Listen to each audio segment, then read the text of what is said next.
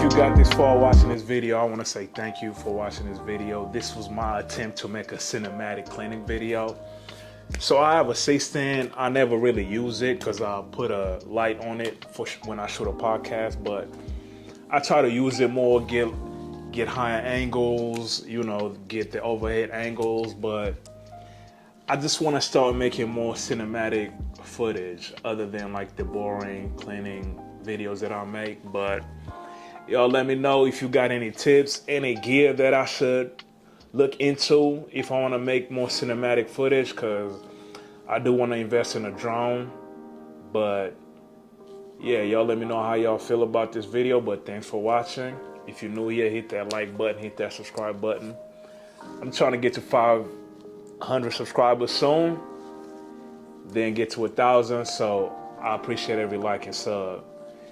Y'all stay tuned for more. Thank you. Peace.